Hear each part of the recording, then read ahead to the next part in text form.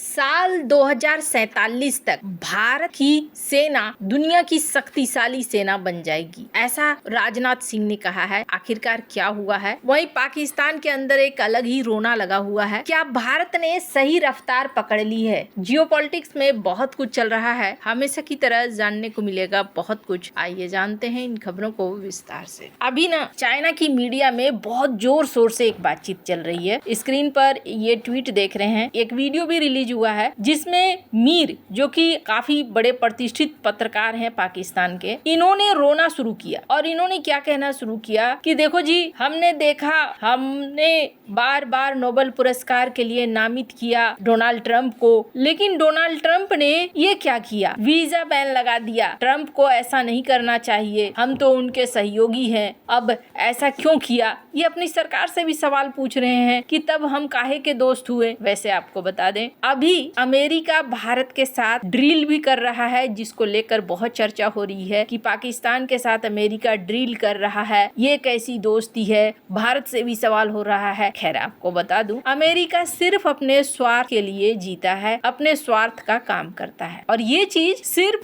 पाकिस्तान को ही नहीं, बल्कि एक और उदाहरण देख लीजिए, मचाडो ये पहुंची थी अमेरिका, और अमेरिका में इन्होंने अपना नोबेल पुरस्कार डोनाल्ड ट्रंप को दे दिया। डोनाल्ड ट्रंप ने क्या कहा? तारीफ की, मचाडो बहुत नेक इंसान है, बहुत अच्छी है, बहुत अच्छी है। लेकिन जब इनसे पत्रकार ने सवाल किया कि अच्छा, वेनेजुएला में आपने मचाडो को क्यों नहीं राष्ट्रपति बनाया, तो इन्होंने क्या आंसर दिया है, सुनिए।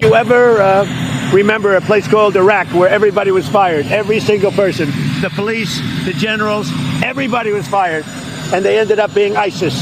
Instead of just getting down to business, they ended up being ISIS. So I remember that. But I'll tell you, I had a great meeting yesterday by a person who I have a lot of respect for, and she has respect obviously for me and our country, and she gave me her Nobel Prize. But I'll tell you what, I got to know, I never met her before, and I was very, very impressed. She's a really... इन्होंने इस video में answer दिया कि जब Iraq में हमने पूरे प्रशासन को फायर कर दिया था ना, तब हमने देखा कि प्रशासन तो चला गया, लेकिन ISIS ने कब्जा कर लिया, और ऐसा हम नहीं चाहते हैं कि वेनेजुएला में हो, इसलिए वेनेजुएला में हमने प्रशासन को उसी तरीके से रहने दिया। अब मचाडो ने नोबेल पुरस्कार देकर कौन से तीर मार लिए? कोई तीर नहीं मारा, बस एक सहानुभूति मिली कि हाँ जी, आप बहुत अच्छे हो, आप बहुत बढ़िया हो, बस यही मिला। पाकिस्तान के साथ भी यही सीन है। एक और उदाहरण देखिए, आपको समझ में आ जाएगा। जर्मनी के चांसलर मर्ज हाल फिलहाल में ये कहते हुए नजर आए, हमने एक बहुत बड़ी गलती कर दी। और गलती क्या कर दी? जर्मनी के पास अच्छे खासे न्यूक्लियर रिएक्टर थे, और न्यूक्लियर रिएक्टर पर बिजली वगैरह ऊर्जा का सारा काम होता था। पर अचानक से एंजेला मर्केल, इनके दिमाग में आता है कि नहीं नहीं नहीं नहीं, हमें कार्बन उत्सर्जन नहीं करना है। और फुकुशिमा का उस समय डिजास्टर हुआ, जिसके बाद इन्हें डर लगने लगा कि अगर जर्मनी में भी ऐसे ही फटने लगे रिएक्टर तो हम तबाह हो जाएंगे। तो इन्होंने एक प्रोग्राम चला दिया कि नहीं, अब हम रिन्यूएबल सोर्स इस्तेमाल करेंगे, हम न्यूक्लियर रिएक्टर इस्तेमाल नहीं करेंगे। और न्यूक्लियर रिएक्टर बंद होने शुरू हो गए। और आज की डेट में क्या हो रहा है, आप जरा सोचिए। हम लोग वो देश हैं जो चाह रहे हैं कि न्यूक्लियर रिएक्टर खुले और न्यूक्लियर रिएक्टर बने। और अगर रूस की बात करें, रूस ने छोटे छोटे मॉड्यूलर न्यूक्लियर रिएक्टर के बदौलत आर्कटिक क्षेत्र में इतने बड़े खोज कर लिए। लेकिन जर्मनी बने बनाए एनर्जी के साधन को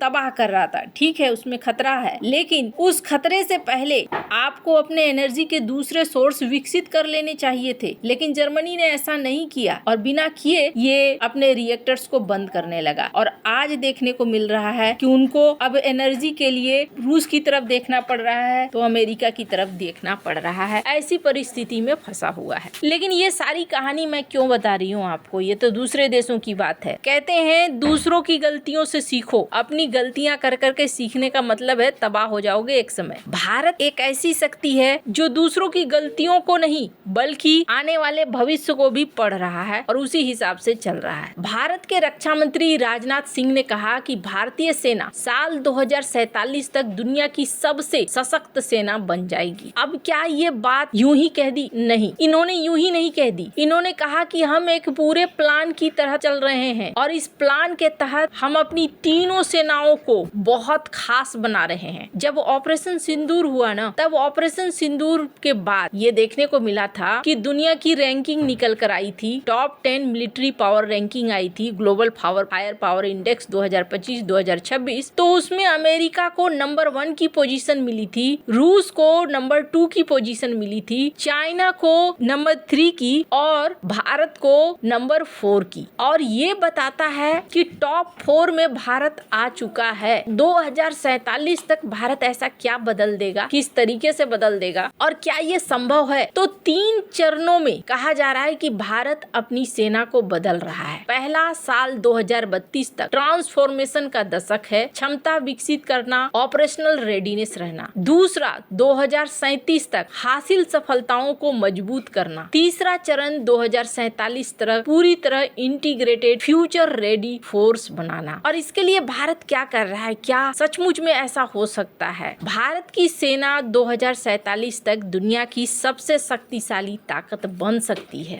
ये थोड़ी चुनौतियों वाला लक्ष्य है, लेकिन इसके लिए भारत की जीडीपी को 8 से 10 गुना बढ़ाना होगा, 26 से 32 ट्रिलियन तक पहुंचाना होगा। एनएसए अजीत डोभाल ने कहा था भारत का वर्किंग पॉपुलेशन उस समय 1.1 बिलियन होगा, जो दुनिया में सबसे बड़ा होगा और पर कैपिटा इनकम $22,000 तक पहुंच सकता है। ये आर्थिक ताकत सेना के लिए बड़ा बजट देगा। वर्तमान डिफेंस बजट 75 से 81 बिलियन डॉलर का है, तब ये कई गुना बढ़ सकता है। स्वदेशीकरण की तरफ भारत 2014 में डिफेंस प्रोडक्शन सिर्फ 46,000 करोड़ था, अब 1.51 लाख करोड़ हो गया है। एक्सपोर्ट 1,000 करोड़ से बढ़कर 24,000 करोड़ हो गया है। 2047 तक भारत टॉप 5 डिफेंस एक्सपोर्टर बन सकता है और नॉन काइनेटिक वारफेयर जैसे साइबर एआई में ग्लोबल लीडर बन सकता है। सीडीएस जनरल अनिल चौहान ने कहा है कि सही दिशा और गति से विकसित भारत बन जाएगा। भारत अभी ग्लोबल फायर पावर रैंकिंग में 4th है। दुनिया की सबसे बड़ी आर्मी के साथ न्यूक्लियर क्षमता, रीजनल पावर, तेज मॉडर्नाइजेशन, ये भारत को फायदा पहुंचाएगा। और जियोपॉलिटिकल फायदे भी है। भारत की जनसंख्या, भारत का लोकेशन, ग्लोबल पार्टनरशिप। वैसे चीन और यूएस तेजी से मॉडर्न बन रहे हैं। भारत को पैसे लगाने की जरूरत है और पैसे लगाने के लिए पैसे आने के सोर्स बनाने की जरूरत है। आपको क्या लगता है? इन सब मामले में आपकी क्या राय है? कमेंट कर जरूर बताएं। जल्द मिलते हैं अगले वीडियो में नई खबर के साथ।